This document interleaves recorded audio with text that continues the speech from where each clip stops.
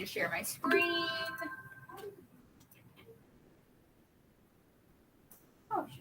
So some of this we already talked about before Christmas break when we were talking about the exploring the America. So some of it we might do a little skimming through because we've already talked about it. So that means like we're not going to read everything word for word necessarily because we've already talked about it. And why would we want to do something twice? Right. But I do want to read the first big chunk about the Virginia colonies, and then also the Jamestown, and then we will read. So right now I want to focus on page 8, and then we'll worry about 9 and 10 later. But we're starting with page 8, the Virginia colony. Make sure you have your highlighter out in case I need you to highlight something. That's why. Ethan, was that necessary? But did we need to say uh-oh like a kid? Didn't think so. Thank you. We could have just dropped it and picked it back up. So, the Virginia colony, gold, silver, copper. Who could resist the treasures of the Americas? Not the English. Queen Elizabeth I saw what Spain was taking from its colonies, and she wanted the same for England. So Spain is getting stuff, and she was like, excuse me, I need that as well. Okay? She was not having it, that she was being left out, essentially. She encouraged English ships.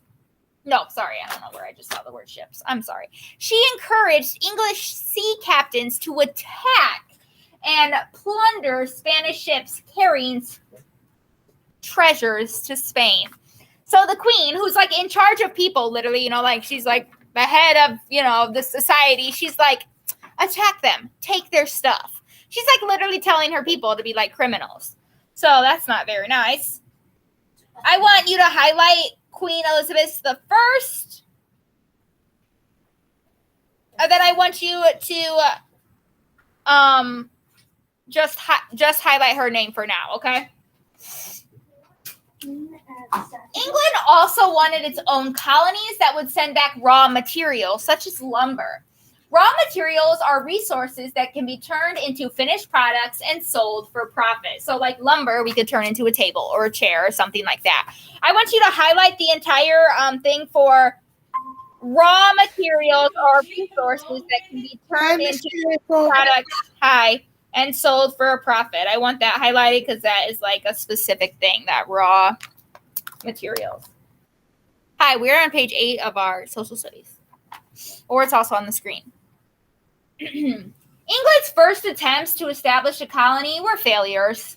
In 1585, about 100 colonists arrived on Roanoke Island in an area that had been named Virginia. When they ran low on food, they all sailed back to England. All right, so the queen is like, yes, we want to be established in the America. Like, you're going there. I want what Spain has. So 100 people went about, and then they got low on food, and they were like, yeah, this isn't really for us, and they just headed back. Okay, they literally were like, nah, not for me. And they just headed their way right back. 2 years later, John White brought another group to Roanoke. This group also ran low on food, and White returned to England for more supplies. But when he returned, the colony was deserted. So he had all his peeps there, were living in a colony, and he's like, I'm going to go get some stuff. He's going to run to the Walmart, but really his Walmart run is a ship sailing to England. And then when he comes back, no one's there. They all left. They either died or ran away. Nothing. Nothing's there. It's deserted. The only clue he could find was the word Cortoron, carved into a wooden post. Cortoron, however we say that word, is another island and the name of another island and a group of American Indians. Did the colonists go to the island to live with the Indians? Did the Indians attack him? No one knows for sure. Groups of American Indians had greeted the Roanoke colonies. Some were friendly and some others were not. All right. So at the top of that, right here next to Virginia colonies, I want you to write first English colonies, okay? Because that entire stuff is overall pretty important. and I don't want to highlight the whole thing. So I just want nice big letters. I want you to write, this was talking about the first English colonies. Plural, because it's talking about the first two. The one that only lasted for a short bit with the 100 people, and then the one that deserted, and were they either attacked and killed, or did they go live with the Native Americans? So we don't know.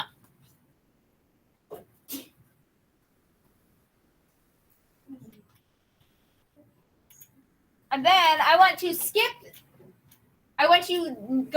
to go up to the top to where Jamestown was. And like I said, we're going to finish 8, and then we're going to watch some videos, and then we'll head to 9 and 10 the next few days, okay? But right now, I need you looking at the top about Jamestown. Jamestown was not a good place for a settlement. The land was low and swampy, bringing mosquitoes and the diseases they carried.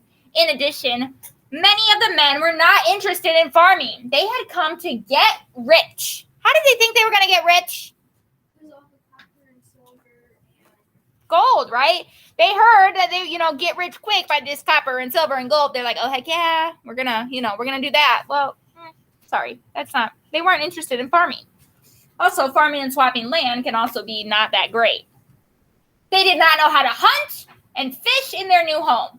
The first winter, over half of them died. Okay, well, they didn't know how to stay safe. They didn't know how to, get buffalo hides and stuff like that to keep them warm. In September of 1608, John Smith became president of the colony. He made an important rule.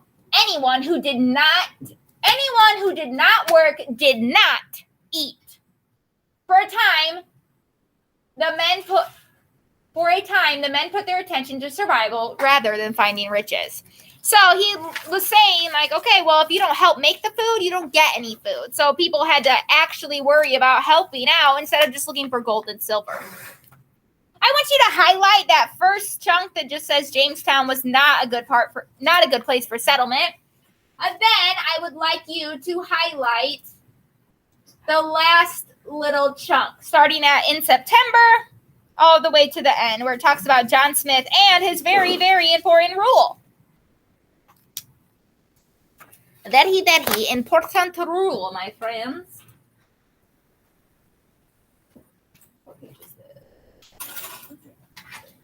All right, so I have a video on Roanoke, the first colony we just learned about, but first I have an ad, so hold on. Skip ad. Pause. Share this tab instead. All right. It's only about 3 minutes and 43 seconds. Can we shut the lights off? Maddie can shut the lights off. I need everyone focused on Roanoke. 100 years ago, a daring group of spirited settlers crossed the Atlantic Ocean in an attempt to establish their very first English settlement in the New World, called Roanoke. Not a single one of those poor people would ever be heard from again. So, what happened to the mysterious lost colony of Roanoke? Let's find out in today's episode of Colossal Mysteries. On April 9th, 1585, 5 ships left port in Plymouth, England, and set sail across the Atlantic Ocean in order to establish a new English colony on the eastern coast of North America. The trip was long and hazardous, and took a terrible 4 months to complete. In August, the tattered fleet finally found a spot to set up, a little island on the outer banks of what we now call North Carolina, called Roanoke Island. It turned out that surviving was brutally hard work. The land was rough, the conditions were harsh, and fresh supplies were needed.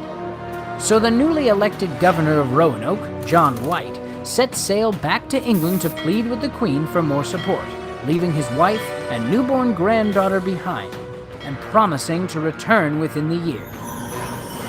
But things didn't go quite as planned. It took 3 long years before John White finally found his way back to the Roanoke settlement, and what he found when he returned was truly mysterious. The captain could find no trace whatsoever of the colony or its hundreds of inhabitants. It's as if they'd vanished into thin air. After searching the spot where the settlement had been, White found a single curious clue, the word Croatoan carved into a tree. The captain and his men desperately wanted to continue the search for his wife, daughter, and grandchild, and the rest of the missing settlers. But a major storm approaching the shore forced them to turn around and head back across the Atlantic Ocean to England. To this very day, the lost colony of Roanoke remains one of the most well-known mysteries in early American history. Experts have been unable to solve Roanoke's secrets, but they have suggested some possible explanations. Some people think that the settlers tried to sail back to England on their own, but got lost at sea. Others believe they may have been attacked by Spanish soldiers who made their way north from Florida. But maybe the most popular theory involves the curious clue the captain and his men found when they returned to Roanoke. Croatoan, the word creepily carved into a tree, was the name of an island just south of the settlement that a tribe of First Nations people called home. The Roanoke settlement might have been attacked or abducted by that nearby tribe, and the tree carving was a last-ditch effort to let any returning Englishmen know what had happened to them. But most experts believe it's just as likely that the settlers weren't attacked at all. Since they were having such a hard time surviving, most think they joined up with a friendly tribe and became part of the native people. But no matter the explanation, it seems likely that we will never know what really happened to the hundreds of people who vanished from Roanoke without a trace. And now you know a little bit more about the mystery of the lost colony of Roanoke. Comment below with a mystery you'd like us to solve. And So I feel like that's super interesting because, like, it didn't say when he returned he found hundreds of people dead. It literally said that there was no trace of them. So it's not like they were attacked and left for dead. Like, if they were attacked, they were also taken somewhere else. Or maybe they just left. Or maybe they went to sea. I don't know. I just think that's interesting. Like, how do we lose hundreds of people and we don't know where they went? Like, no one has any idea. But maybe that's because this lovely guy took 3 years to come back. If someone was like, I'm going to go get some more food, and then he took 3 years to come back, that's a really long time to be without your, like, leader or person. So that's the story of Roanoke. Hope you enjoyed it. I think it's interesting. And now, we're going to do a little bit on Jamestown. There's 2 brain pops. There's part 1 and part 2 of Jamestown. I know we only read, like, a short little bit, but we have 2 brain pops to watch.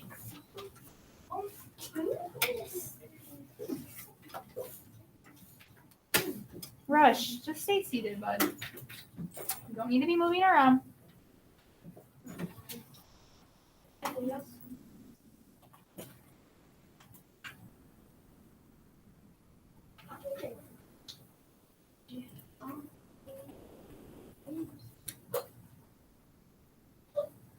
Oh, come on. Jamestown Part 1.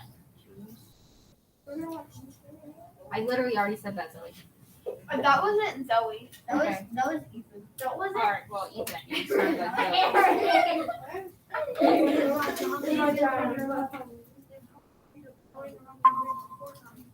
All right, are we ready? Yeah.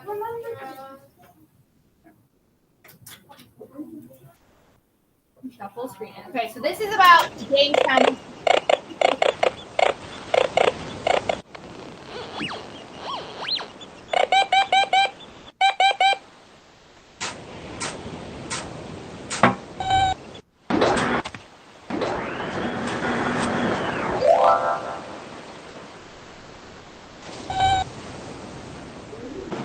You've really got to relax.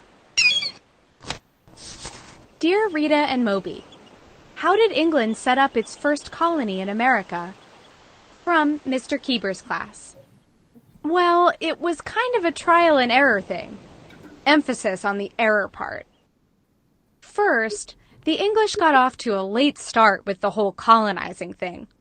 They watched as Spain and Portugal quickly snapped up land in the Americas during the 1500s and made a fortune on gold, silver, and sugar. England's longtime enemy, the French, were starting to explore in the north. Unlike its rivals, the English monarchy wasn't all-powerful. Its kings and queens shared control of the country with an elected parliament. so they couldn't just order an expensive mission to set up colonies. Instead, they outsourced the job to private adventurers. One was Sir Walter Raleigh, who claimed land on America's east coast, some of the only territory in the Americas that no European power had claimed yet. He called it Virginia, after a common nickname for his boss, Queen Elizabeth I. 2 English settlements were founded on the coast. Though neither lasted long, the Queen now had a claim in the so-called New World. Little did she know or care, that exact spot already had a king. Virginia had been home to dozens of tribes and nations for thousands of years. Those who lived in the coastal region all spoke Algonquian. They called their land Senacomica, which means densely inhabited place. The thick forests were a tough environment to survive in, much less create a civilization. Rival nations were in constant competition for land and other resources. In these conditions, it made sense for tribes to band together for strength. On the coast, a few of them had united to form a chiefdom. Each tribe had its own chief, but one was supreme above the rest. In the late 16th century, this paramount chief was Wahan Seneca. He was from the village of Powhatan, and he adopted that name as his title. Wahan Seneca was a shrewd leader. He brought more than 20 new tribes into the Powhatan Confederacy, sometimes through negotiation and sometimes by force. So when he heard reports of a strange people settling on his territory, it's safe to say he took it seriously. Yup, it was 1607, and England was giving colonization another try. This time, they outsourced the job to a corporation. The Virginia Company of London was a joint stock company. Anyone could buy a share, a tiny piece of the company. When enough shares were sold, there'd be a huge pool of cash to fund the colony. King James I gave the company a charter, the right to set up the colony and run it. The company would recruit men, supply them, and ship them overseas. Each recruit would get his own piece of land, after 7 years of work. In the meantime, the company assured them they'd have an easy gig, gathering all the gold lying around Virginia. As for food and shelter, the native people of Virginia would provide. They'd welcome the English as saviors for introducing them to Christianity. About 100 men signed on and set off for Jamestown, named after the king. No. Things did not go as planned. For starters, the men picked a terrible spot to settle. A filthy swamp filled with mosquitoes carrying malaria. They quickly set to work building homes in a protective wall and planting crops. But supplies ran low, and the men spent most of their time looking.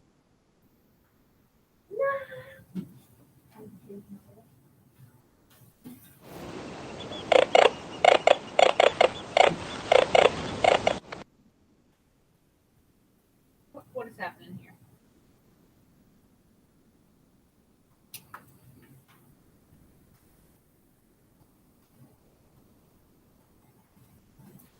Sorry. They quickly set to work building homes in a protective wall and planting crops.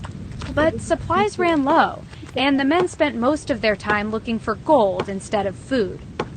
Of course, they never did find any gold.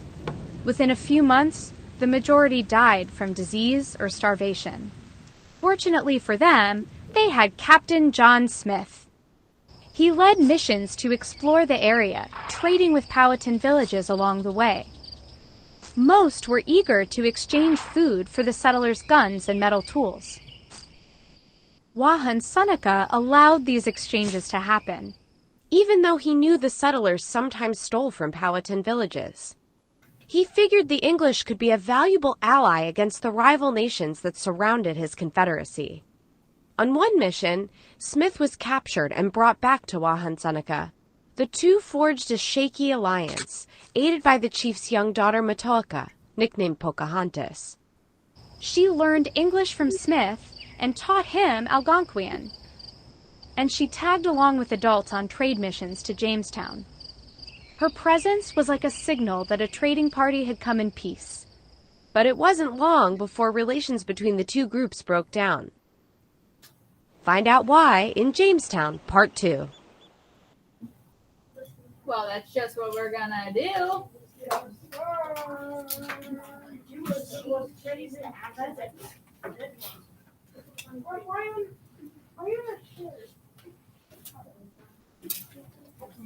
All right, so now we're gonna find out why. So the people who decided to go to Jamestown weren't having a good time. So then they were able to forge some okay relationships with Native Americans that were helping them out, but they broke down. Why did they break down? We're gonna find out.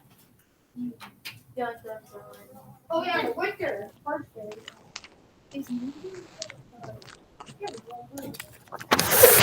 And we're back. The man of the hour was Captain John Smith, who'd established trade relations with the Powhatan. Smith's talent as a leader got him elected president of the governing council. He immediately laid down the law. He that will not work shall not eat. So after a year of scraping by, the settlers finally focused all their effort on farming, which it's kind of hard to believe took them that long. But luck was against them. The area was having its worst drought in memory. Their crops failed just as hundreds of new settlers were arriving. The English began demanding food from their neighbors, sometimes violently. Wahun Seneca had had enough. His warriors surrounded Jamestown's walls, trapping everyone inside. The settlers called that winter the starving time. They ate snakes, rats, horses, leather, sometimes even their own dead. For the second time in 2 years, the colony lost most of its people to disease and hunger. Nope. Smith escaped that particular episode. He'd been seriously injured in a gunpowder explosion and had to ship back to England. He never returned. The Virginia Company kept Jamestown limping along. Every now and then, they would send more people and supplies. New settlements were established on better land, but still no gold was found, and the company was close to going broke. Meanwhile, hostilities between the settlers and the Powhatan continued. The English burned down villages, slaughtered families, and seized land. The Powhatan responded in kind, with raids on the settlers. The English dealt a major blow when they kidnapped Pocahontas in 1613. After a year of imprisonment, she married a settler named John Rolfe. It's likely she was trying to help bring an end to the war. And that's just what happened. A peace was agreed upon later that year. And a few years later, the settlers finally did strike gold, in a sense. John Rolfe had begun growing tobacco. Turns out, Virginia's warm climate was ideal for it. Soon, they were exporting huge amounts back to Europe. The colony quickly shifted from survival mode to developing a society. Women were recruited to sail to Virginia and start families. A local legislature, the House of Burgesses, was formed. It was based on England's Parliament, with representatives elected by landowners. Their first order of business? Setting a price for tobacco. Less than a month later, the first shipment of enslaved Africans arrived in Jamestown. Tobacco planters quickly saw the potential of an unpaid workforce. Over time, big plantations came to rely entirely on slave labor. Right, the Virginia Company of London. They never did manage to turn a profit. They were so far in debt that even all that sweet tobacco cash couldn't save them. And then disaster struck their colony in Virginia. Powhatan warriors launched a surprise attack on every English village. Hundreds were killed in what came to be known as the Indian Massacre of 1622. The Confederacy's new chief, Opechancanough, had planned the attack. He'd seen the results of trying to negotiate with the English, an endless stream of settlers taking over Powhatan land to start tobacco plantations. He decided that the only way to stop them was force. Of course, by then, it was too late. England had a foothold in America, and it wasn't going to give up now. King James revoked the old charter and put Virginia under direct royal control. That was the end of the Virginia Company of London, and the start of a new war that the Powhatan could not win. The company may have failed, but Jamestown was ultimately a success for England. For better and for worse, Jamestown's model was repeated across the colonies. European settlers were drawn to the New World by the lure of owning land, maybe striking it rich. Right at the end, too. What is up with this internet? We all did. We were like right not that far. In America, and it wasn't going to give up now. King James revoked the old charter and put Virginia under direct royal control. That was the end of the Virginia Company of London, and the start of a new war that the Powhatan could not win. The company may have failed, but Jamestown was ultimately a success for England. For better and for worse, Jamestown's model was repeated across the colonies. European settlers were drawn to the New World by the lure of owning land, maybe striking it rich like John Rolfe, and the promise of self-rule, as every American colony set up a legislature like the House of Burgesses. It was the American dream before there was an America.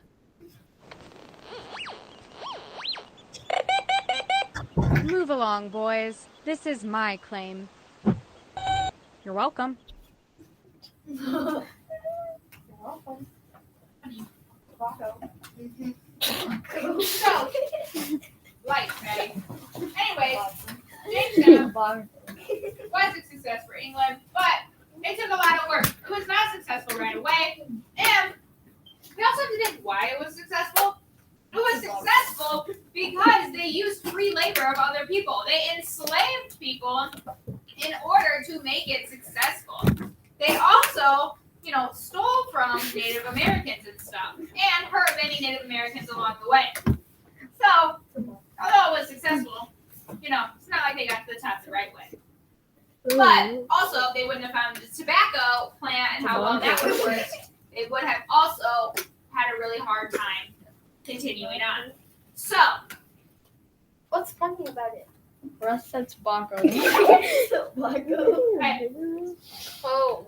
Tobacco is actually pretty good. Tobacco is a drug, I think. me. It's what they put in smoking. Yeah, that's what they put in cigarettes. We did answer number 5 on your true-false paper. Can anyone tell me the answer? Thank you, Mason. To number 5 on our true-false paper. John. It's true. It is true, and that was read on page 8 in the middle, or at the kind of the top. It said, blah, blah, blah. England also wanted its own colonies that would send back raw materials such as lumber. So please write true on number 5, and that was on page 8. We are almost out of time for social studies today. That being said, can someone please remind me when your Google form is due? Tomorrow by 8 a.m. Tomorrow morning, not just whenever you want. Hi. I can pull the if you want to send it down. Okay, go to RTI. 3 minutes. Cool? Okay. Okay, thank you. Okay. So, that is due by 8 a.m. tomorrow. Since we kind of finished up reading today, like our reading section for our informational video, we're going to use our reading time tomorrow for social studies. So tomorrow, we're going to finish up reading page 9. This short little bit on 11, we're also going to read about Pocahontas. And then you're going to have a Google form specific to Jamestown. But I'm going to try, instead of reading, we're just going to have extra social studies tomorrow. So we should have time. So I'm hoping you guys don't have homework tomorrow. That would be my goal. Yes? They probably see like in school and they made a movie about Pocahontas. Oh, it's T-O. No. So, are there any questions? No. All right. Paper cut. Dang it. Anyways, shh. Some of you guys are being really distracting these days. Yeah. Thank you, Eric. I will post this live later. And Math RTI, I'm pretty sure I told you what to do in that email this morning. So long. Bye.